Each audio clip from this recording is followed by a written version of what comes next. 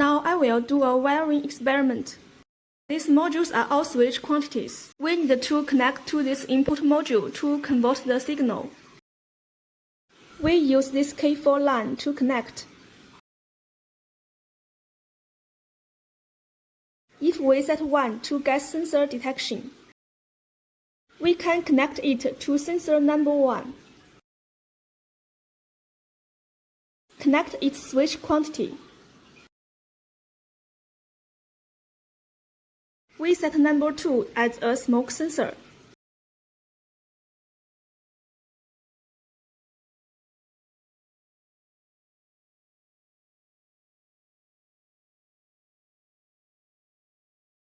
Number 3 is a manual alarm.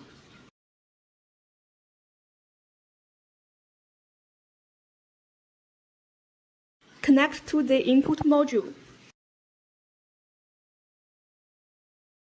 We then connect to a signal from the signal input host.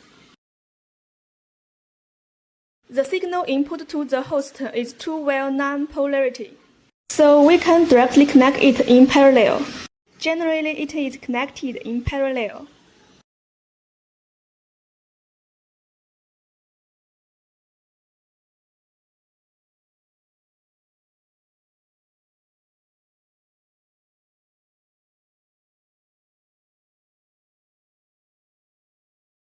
Directly connect it to the port of the host.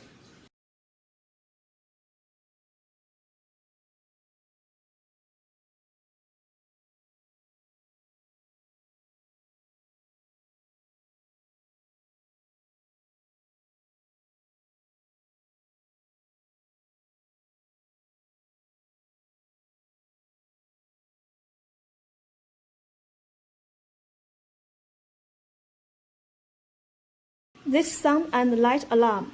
Because the sound and light alarm is directly a 2-well signal without polarity, so we can connect it directly to the host without going through this input module. So we just connect it directly. This is one of its signal lines.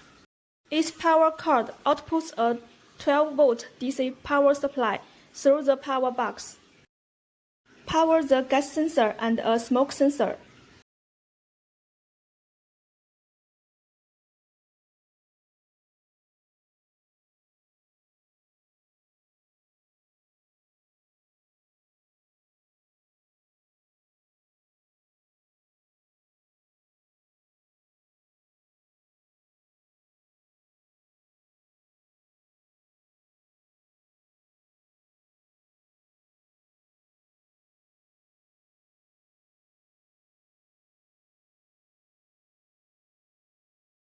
Now our wiring is complete.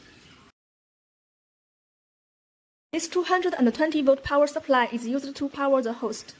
We can directly use this pin-shaped plug to plug in the power supply. The circuit breaker is powered on and off.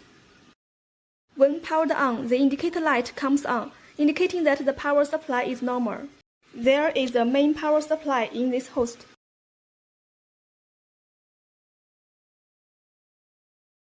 There is also a backup battery for backup power supply.